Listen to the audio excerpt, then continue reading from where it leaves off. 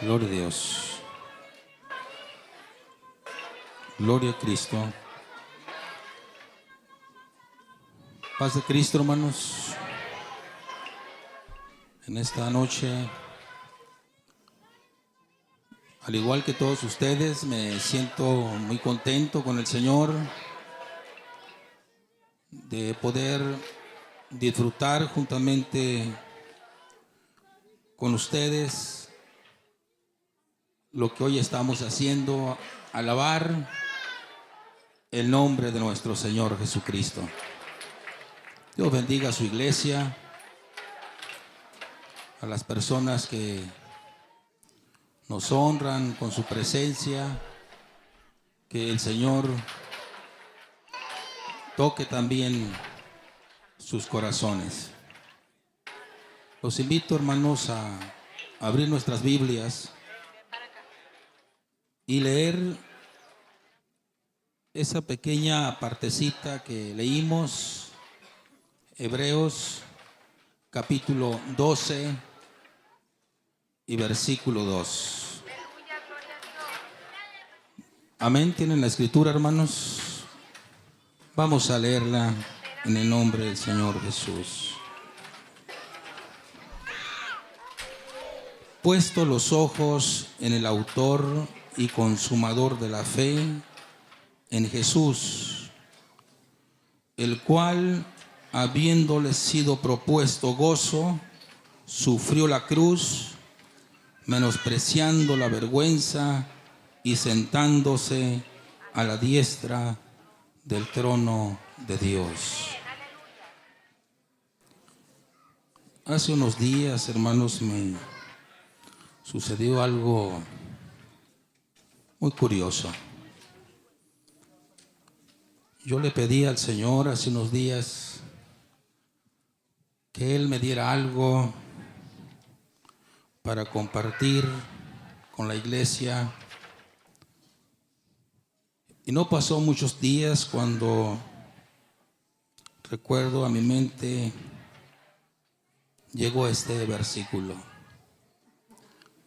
Puesto los ojos en el autor y consumador de la fe, en Cristo Jesús.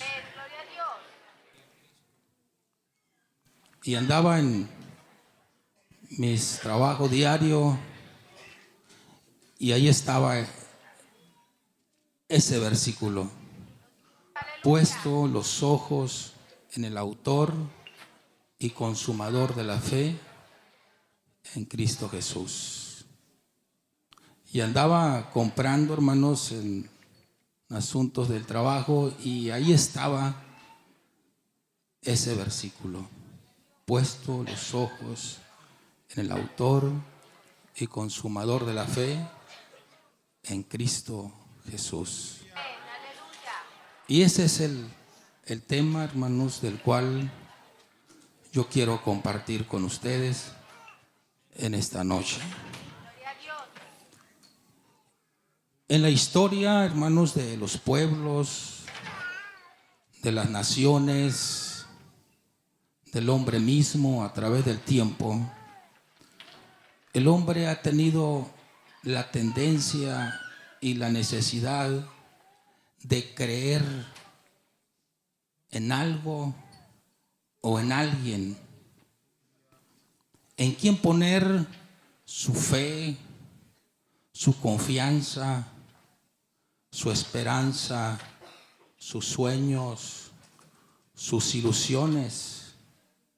Así ha sido siempre en la historia de los pueblos, de las naciones y del hombre.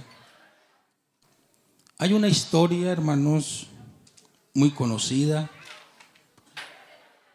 Por allá, hermanos, cuenta la historia en Grecia. Hubo un hombre que se llamaba Alejandro Magno, que por apodo se ganó un anexo a su nombre, y ya no le decían Alejandro Magno, sino Alejandro el Grande. Este hombre tenía una gran destreza y capacidad para hacer estrategias de guerra, y logró convencer a los griegos de que él podía engrandecer el imperio griego. Y el pueblo empezó a creer en él, a poner su confianza en él ciegamente. No había, cuenta la historia, pueblo pequeño ni nación grande que no cayera derrotado bajo el ejército de Alejandro el Grande. Llegó un punto en que los griegos decían: este hombre es invencible, nada lo puede detener. Dice la historia que a sus 32 años de edad ya no había mundo conocido que conquistar más. Lo había alcanzado todo, un gran imperio. Pero un día Alejandro el Grande murió y la esperanza de los griegos se vino abajo. Porque ellos habían creído en un hombre. Su fe estaba depositada en un hombre. Los partidos políticos que fincan su confianza y esperanza en un hombre, las naciones que tienen a un hombre como líder y toda su confianza está en él, el día que ese hombre muere, se derrumba toda esperanza, porque su fe, su esperanza está puesta en alguien. Bendito sea el nombre de Dios. Hay otra historia muy similar que habla sobre el Imperio Romano. Hubo otro hombre que cuenta la historia que en sus días de vida este hombre alcanzó a consolidar el Imperio Romano. Este hombre se llamó Julio César. Se ganó el corazón de los romanos, tenía el apoyo de los romanos y logró ampliar grandemente su imperio. Julio César, cuenta la historia, tenía dentro del Senado de Roma a un gran amigo, su hombre de confianza. No había cosa pequeña, dice la historia, ni grande que Julio César no consultara con él. Este hombre se llamó Brutus.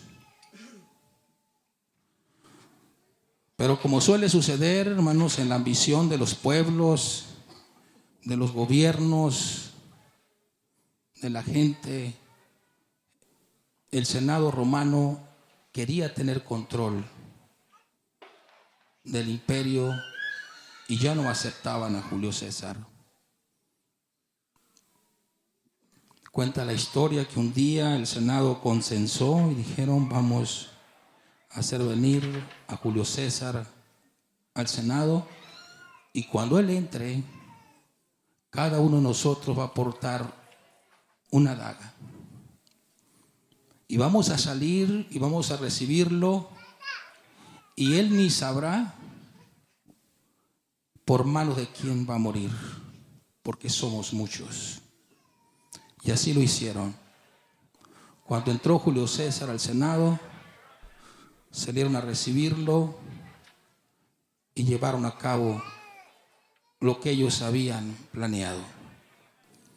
Dice la historia que Julio César no sintió lo que aquellos hombres habían hecho con él. Lo que más le dolió fue que su amigo de confianza, su íntimo amigo, al que él estimaba estaba ahí. Y le dijo: también tú, Brutus, entre los que me traicionan, mi hombre de confianza, mi amigo, en que yo he depositado mi confianza. Cuando alguien habla mal de nosotros, no siendo cierto, naturalmente duele, y duele mucho. Pero cuando habla mal de nosotros, aquella persona que nosotros estimamos y amamos, duele más. Cuando el esposo es traicionado por la esposa, o la esposa por el esposo, son cosas que duelen, porque hay de por medio una confianza que es violentada. Pero Julio César, su error fue confiar en un hombre, poner su confianza en un hombre. La Biblia no se equivoca: maldito el varón que confía en el hombre. Cuando, hermanos, en la historia de Israel, dice la palabra de Dios que cuando Moisés subió al monte a hablar con Dios, tardó en bajar. Y al pueblo de Israel se le hizo mucho tiempo. Entonces recurrieron a Aarón y le dijeron: Aarón, levántate, haz los dioses que vayan delante de nosotros, porque este Moisés que nos sacó de Egipto, no sabemos qué ha pasado con él. Y Aarón le dijo: díganle a las mujeres, a los niños, a las niñas, recojan todos los zarcillos. Y así lo hicieron. Y de mano del pueblo de Israel, Aarón recibió todos aquellos zarcillos de oro. Y con ellos Aarón les hizo un becerro de oro. Y cuando lo hicieron, entonces dijeron: Israel, estos son tus dioses que te han sacado de la tierra de Egipto. Qué equivocación tan más grande del pueblo de Israel. ¿Por qué se equivocaron ellos? Dice la Escritura, refiriéndose a Israel: este pueblo de labios me honra, mas su corazón está lejos de mí. Porque Israel no había puesto su confianza en Dios. El pueblo de Israel estaba mirando a Moisés. Cuando Moisés tardó, pronto ellos cambiaron y cometieron esta falta grave, ¿verdad?, ante Dios. Yo quiero preguntarle a usted en esta noche: ¿por qué está usted aquí? ¿Está por su padre? ¿Por su madre? ¿Por su hermano? ¿Por su hijo? ¿Por quién está usted? ¿Por qué usted ha decidido cambiar su vida? ¿Cuál es la razón? ¿Cuál es su ilusión? ¿En quién ha puesto usted su fe, su confianza, su esperanza? ¿En qué está fundada su fe, hermano? ¿En quién ha creído usted? Bendito sea el nombre de Dios. ¿Acaso usted ha puesto su fe en el pastor de la iglesia?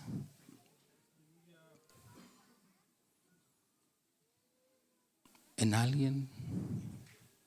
en el coro de la iglesia. ¿En qué ha puesto usted su fe? ¿En el hermano Víctor? ¿En un servidor? ¿Qué va a pasar si un día alguien lo defrauda, en quien usted ha puesto la confianza? ¿Ya no va a venir a la iglesia? ¿Ya no va a caminar más con Dios?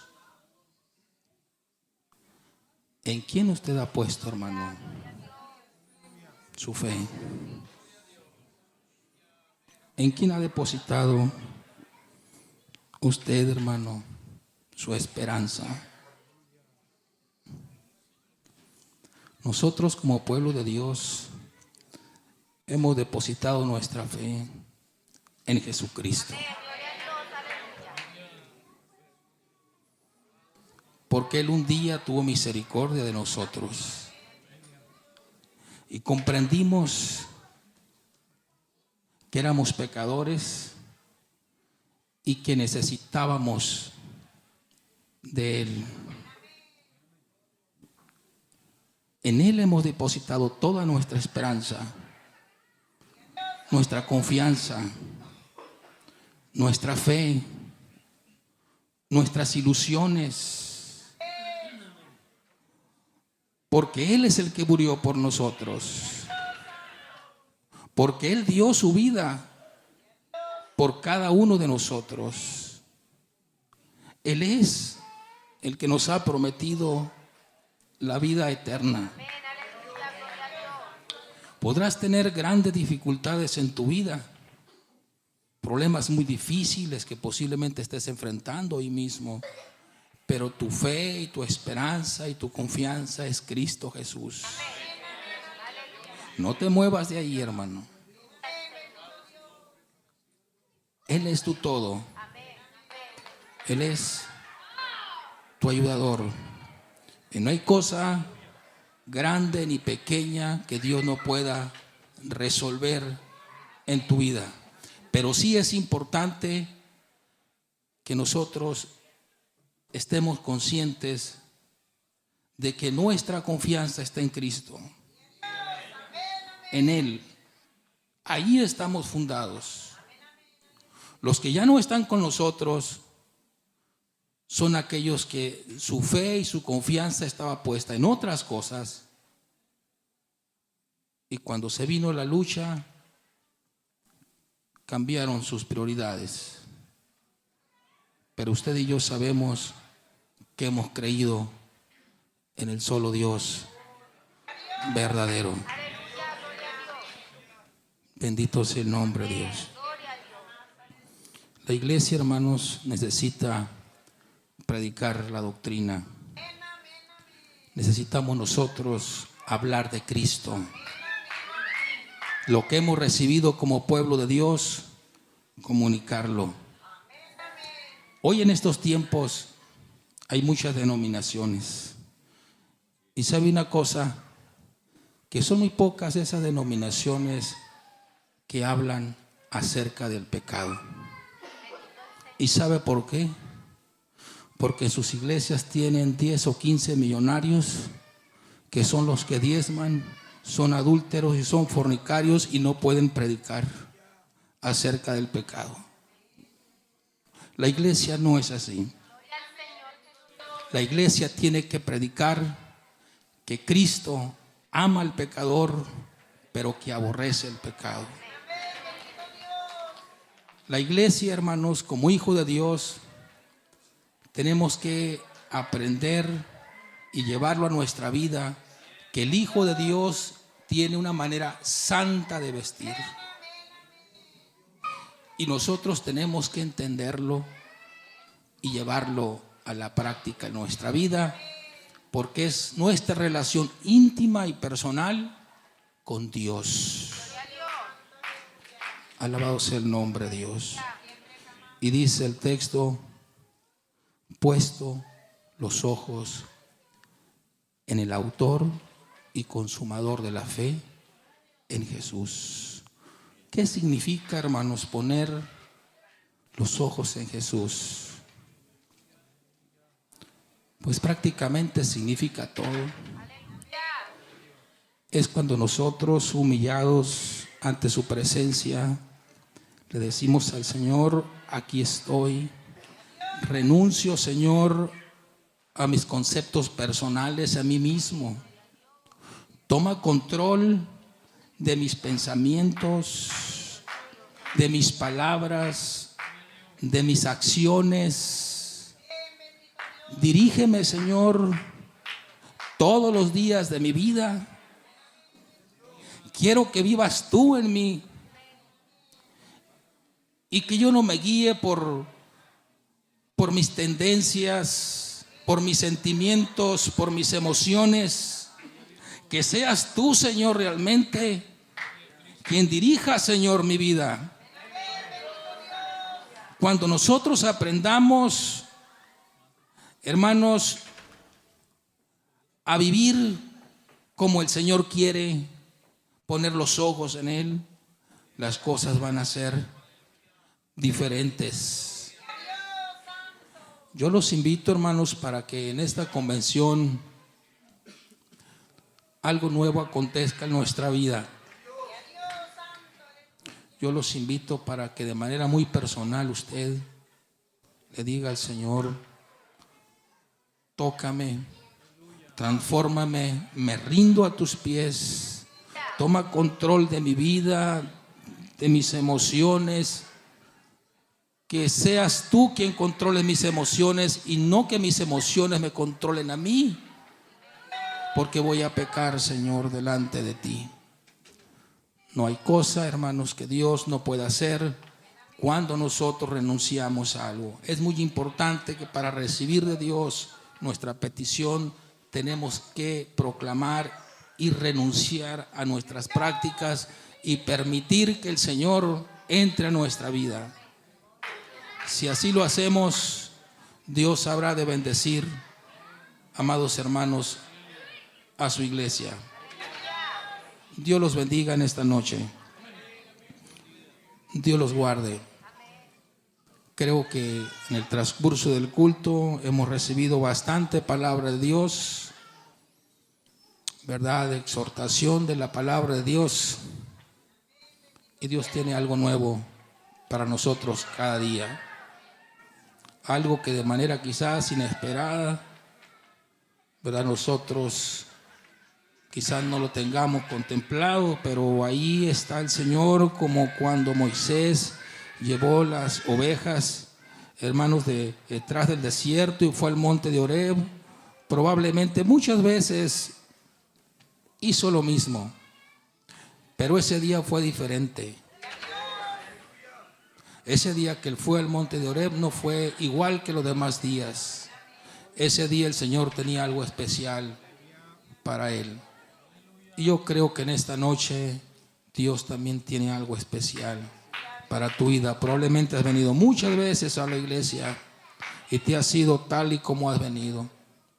Pero yo siempre creo en el poder de Dios, que así como Él nos transformó un día a nosotros cuando llegamos a un templo, que de una manera inmediata el Señor cambió nuestros pensamientos, tomó control de nuestra vida, Dios lo está haciendo hoy. Solamente hace falta que la persona tenga esa decisión y decir: hasta aquí, y yo quiero servir al Dios vivo. Quiero entregar mi vida al Señor. Estamos orando para que el Señor rompa toda cadena, toda ligadura. En el nombre de Jesucristo. En el nombre de Jesucristo creemos que Dios tiene poder para libertar al hombre, porque el Señor vino a dar libertad al cautivo. No importa lo que te esté uniendo, no importa lo que te tenga atado al mundo o a las cosas del mundo, Cristo Jesús tiene poder. Pero es importante que usted le diga al Señor, si te da pena hablarlo en tu mente, dile: Señor, toca mi vida, transfórmame. Quiero, Señor, que reines en mi vida, que tomes control de mi vida, de mi hogar, de mi matrimonio, de mi familia. Y Dios así lo hará, porque Dios no desprecia un corazón contrito y humillado. Dios los bendiga, amados hermanos. Dios los guarde y Dios los llene de muchas bendiciones a todos. Dios los bendiga.